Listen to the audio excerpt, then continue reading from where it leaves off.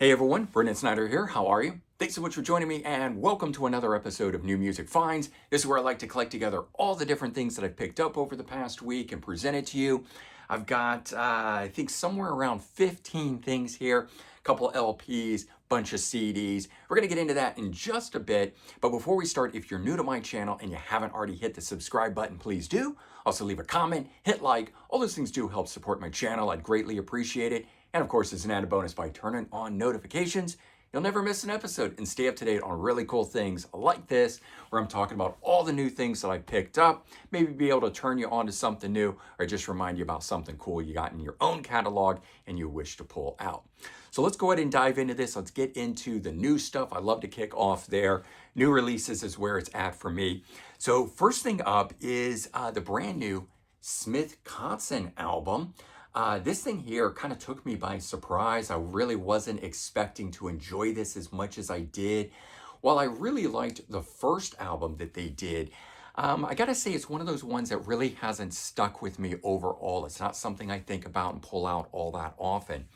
But when I listened to this, it had something new, something different as part of it. I'm not entirely sure what it was, but it definitely sounds like the two guys have gelled together and they just fit so much better together now on this release. The interplaying off of each other, the sing a few lines here, the other guy comes in, sings a few lines. All of those sort of interactive moments that take place throughout the songs, for which I actually feel there's more of that trade-off in here than there was on the debut. So at least with this here, it just feels right. So I actually think this release is far superior to the debut. I have done a full review on this. If you want to hear more about this album and my thoughts on it, definitely check my channel. You can find this on there and get a full review of it. But otherwise, great new album from Smith Kotzen, Black Light, White Noise. Definitely worth your time. All right, this next one was one that I did have high hopes for and actually turned out to be pretty darn good. But my understanding of it going into it was very different than what I sort of found out it being after the fact. And it's the brand new Simon McBride album. Simon McBride being the current newest guitar player for Deep Purple. He plays on their latest album, Equals One. If you like that album as much as I do, then probably like me, you want to search out some more stuff from Simon McBride. This here's a pretty cool release to get, but let me explain what it's all about. So initially when I read the press release and the information leading up to it, it described it as a mix in, quote, new album, number one, and a mix of both covers and originals. And it rattled off a couple covers, in particular doing a Bryan Adams song, a Mr. Mister, and a Duran Duran song. That all sounded great to me. And then I got the album, and the first thing I noticed is those three covers were 1, 2, and 3 right away. And I thought, I wonder how many more of these are cover songs. And then you get a little write-up on the backside here, which I didn't read before I had filmed the What Just Dropped episode, because I literally get these things in the mail, open them right up. That's why they're still shrink wrapped. And I just was sort of, oh, there's something on the back. It'll probably tell us more about it. But when I read it, I found out that the reason this is 2020 to 2025 is that just before he joined Deep Purple, he was given some free studio time. He went in and recorded songs that he had been playing live, some of those which have turned up on other albums. So there's a little bit of a greatest hits feel to this. And then he liked the studio that after he had joined Deep Purple and was touring, he went back and recorded a bunch of cover songs to release as B-sides and one-off single type things. And so he recorded that stuff. Now he's putting it all together for release on here. But at least the way that I get the feel is there's nothing that gives me the information on it, but it sort of seems like all the cover songs are up front, and then the songs that he recorded for that free time in the studio are second to this, because that's just how the covers versus the originals fall on this. So it takes away from that idea of it being a new album. It's not really a new album. It is a compilation of stuff, but it gives you a good overview. It gives you some originals. It gives you some cool reinterpretations that he does. He doesn't do straight cover versions. They're more bluesy, hard rock. So if you can imagine the Duran Duran song, Ordinary World, it does not sound like Duran Duran. It sounds like a rocked up version, which is very cool. You've also got Kids Wanna Rock by Bryan Adams on here, and Kids in Uniform, Uniform of Youth from Mr. Mister, but there's a bunch of other really cool ones on here, including Love Song by The Cure. So a couple different ones that you wouldn't expect. You've got I Gotta Move, you got a song by The Kinks on here. So all very, very cool stuff. It's a great album. When I first read and found out what it was, my interest in it kind of dropped, and then I listened to it and it got better and better because it turned out to be a great album. So I do recommend that one too. Pat Travers put out another archival live album, Live in Baltimore, 82. A lot of hype or promotion behind this because he is a 5-piece with keyboardist in here. I was looking to see, they don't actually have a photo in here. There's the inside of it. You get a cool write-up like the other ones that he's done, but no live shot with the 5 people. But he does add a keyboardist for this release, and it's interesting. It really fleshes it out. It gives it that 80s feel, and I love the 80s sound. Great sound quality on this. If you have liked some of the other Pat Travers live albums that have been getting released, the archival ones, this one here, Purple Pyramid, which is part of the Cleopatra Records family. Great sound quality. You can trust it. Go grab that. I'm really enjoying it, and you know I'm not one for live albums, so if these are sounding that good, they might be worth your time too as well. Okay, here's a band hasn't done a brand new album in I think 17 years. Highway Child. This is called Rat Race, and I didn't even know this was coming out. I think they're sort of part of the new wave of British heavy metal, if I'm not mistaken. I don't know if I'm mixing that up, but I think I had read that in the press info on here. There's the guys. You can see they've been around the world a while, and they had some stuff out in 85, 87, 88, around that era, and then they got back together 17 years ago, put out a new album that was really good. That's how I found them, and then I picked up some Rock Candy Records reissues and have enjoyed them. But this here I saw as streaming, and I was shocked by that. So I immediately downloaded. I was enjoying it, but had a very hard time finding it, and ultimately I did eventually and got a copy of it. But yeah, if you guys remember the band Highway Child from the 80s, they've got a new album out. I'm just surprised how under the radar it has run. Here's one that's also run under the radar, but the band has always been that way. They're a very obscure doom metal band going back almost as far as Black Sabbath. Light had shown differently at the time. Maybe these guys would be talked about in the same breath as Black Sabbath, but they're not, unfortunately. Pentagram. And this release here called Lightning in a Bottle, brand new album. It's on Heavy Psych Sounds, which is again proving very hard to get here in the US. Had to import a version of this. Bobby Liebling, I think, is the only original member left in this lineup. I didn't recognize the 3 other people that are listed here. Doesn't mean they haven't maybe been playing with them for a long time, but he's still going at it. And great album. If you know who Pentagram are and in terms of doom metal, like I said, these guys go back to the early 70s as well, but they didn't get signed at that time, and they started putting releases out, I want to say, in the 80s. But since that time, they put out their demos that were recorded back in the early 70s, and the stuff is amazing. They just, didn't get discovered, I guess, is the right word. So it's one of those shoulda, woulda, coulda, what if bands, but definitely worth checking out. Very underground. All right, this one here, Van Halen, Women and Children First. This is an original master recording released by Mobile Fidelity, Warner Brothers. It's also a numbered limited edition of it. And they've been doing these, this being the 3rd Van Halen release to get the treatment. It's a classic album. If you know the album, you're gonna love it. Big songs that were on here, and The Cradle Will Rock and Everybody Wants Some. Those were the ones that you're gonna recognize. But those of you that had the vinyl growing up, may be wanting to know if that famous poster is also included, and it is. So a lot of people going around trying to collect the original vinyl can't find this poster because people had it hung up on their walls. So it's become one of those things that if you can find an original Van Halen, Women and Children First, with the poster, obviously that's a cool find, worth more. So I thought it was awesome that they put it in the CD edition. The Van Halen original master recordings aren't that much different than the original remasters released by Warner Brothers, but there is something a little warmer, with a little more, say, space between the instrumentation. Each thing kind of lives in its own place. About these, the first three, I definitely heard more of a uniqueness or difference on Van Halen 2 than I did on 1.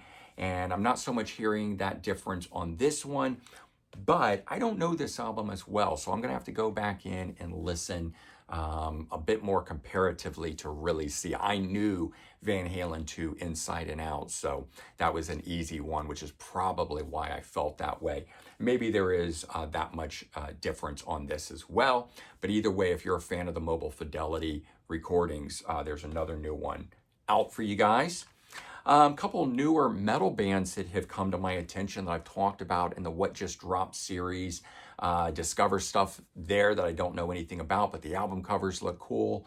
I stream them, they sound great, so I order them. They always take a long time to get. It just is hard to get some of these very small labels that are usually European labels of some kind. First one up, Center Rage, and again, just look at the album cover and you can understand why it is that that caught my eye. Don't really know much about these guys. I want to say they're from Spain. They have a female lead guitar player in there. The rest of the group is a bunch of guys. I really only mention that because that's a unique quality, but at the same time, some of these other bands that I've been talking about from this label here, called Dying Victim Productions, I've been picking up a lot of female-led heavy metal groups that are just amazing. Mean Mistreater was the one I talked about last week. If you like that, this is another band that is on that label, just doing killer stuff. I've got to contact that label, find out more from them, see if I can get on their promotional cycle so that I know about these things when they're coming out. So again, the reason I mentioned that I don't usually like to get into whether, what gender the band members are and stuff like that. If they're just good music, that's all that really matters. But this group here called Time Rift, the album is called In Flight, and they have a female lead vocalist. And this is more hard rock than heavy metal, more of the new wave of British heavy metal sort of sound, because I'd always leaned more towards the hard rock. But another Dying Victim Productions release. Again, if you liked that Mean Mistreater from last week, you're going to absolutely love this band called Time Rift. Great stuff. I'm loving the album covers from all these. I mean, again, when you see these things, I just go, oh, I got to stop and check that out. And then I'm so happy when I find out that it's on the label Dying Victim Productions, because I've got a number of albums from them already. This is at least the 5th, 6th, or 7th release, and every one of them has been great. Okay, this one caught me by surprise also.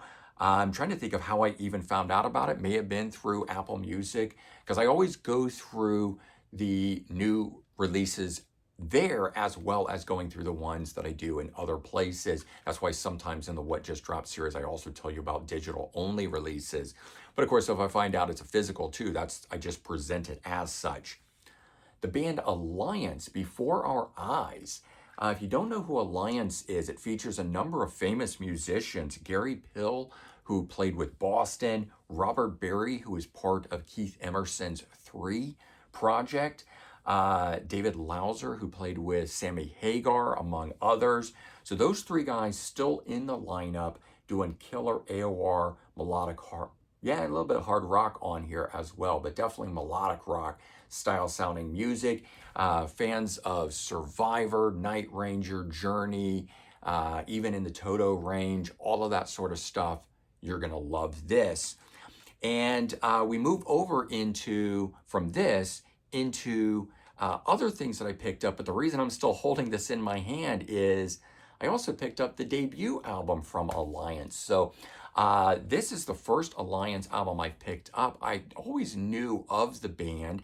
I knew it had some favorite people, in particular having Alan Fitzgerald in the lineup. And you go back to the debut, he's on it. I don't know how long he stayed with the group or didn't stay with the group, but I noticed he wasn't here on this, and I thought, let me see if I can track down the debut, because I enjoyed the new album so much. I wanted to check this out. This is from 1997, and it's on the Escape Records label, Point Music, European label.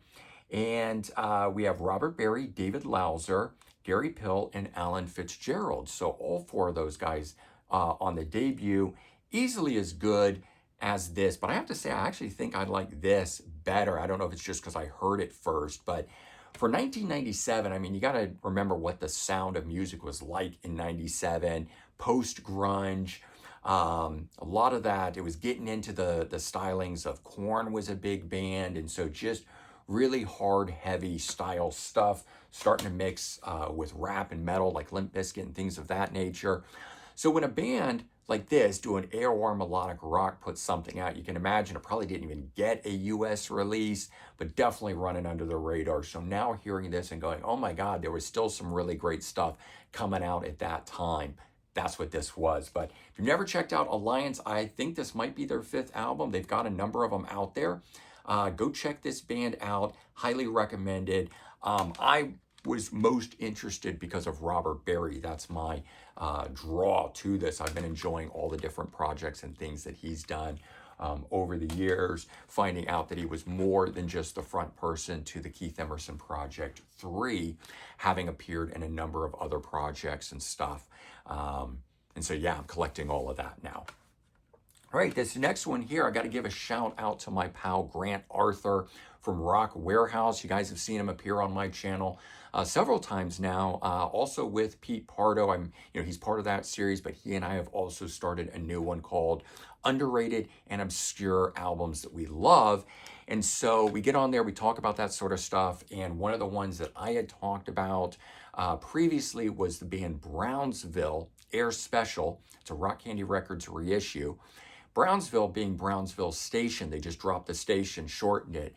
And from that discussion, Grant, myself also, but Pete dug deeper into Brownsville Station. And one of the albums that's very hard to come by is their 1977 self-titled or Red album. This one here, Wounded Bird Records reissue. And Grant came across copy of this sealed, and thanks to him, he picked it up, sent it to me, so I've got it here. But I have to say, this was one that I was missing from the collection. I've got all the other Brownsville Station albums, and I do like those, but none of them had lived up to Brownsville Air Special. Absolutely love that album. I consider it a perfect 10. In fact, it was part of that episode for which I showed it. This one here, I think, is in desperate need of a proper remastering. Remember, Wounded Bird does not do that. They're just straight reissues. But it is as down and dirty hard rock sounding as the Brownsville release Air Special. If you picked that up and liked it, track down a copy of this one, the self-titled or Red album. I think you're going to enjoy it just as much. All right, and then viewer out there reached out to me. His name is Alex, and I want to thank him because he had a couple albums he wanted to send me, something he wanted me to try, and one that he knew that I was in the process of collecting things on. So first thing being, the band he wanted me to try is a group called Voyager. This is a group, I believe, if I remember correctly, from Australia, because there's a couple different Voyager bands out there. This one here is 2007. It's on the Locomotive Records label, and really kind of hard to explain, definitely in the sort of progressive metal vein. but very interesting. The vocalist is listed as a man, but oftentimes I feel like I'm listening to a female singer in there. There is a female musician in the group. Maybe it's her vocals rounding things out. I don't know. But it was very interesting and definitely worth exploring. And if you're into the progressive metal stuff, I'd highly recommend giving them a listen. I have to say that of this album here, it didn't click with me in particular. Prior to Alex sending it to me, I had checked out, I want to say the latest release from them, and maybe their first release, and those grabbed me much more. So I may have to explore the band further and check them out. This one here is called Universe, if you're interested in wanting to check that 2007 album out.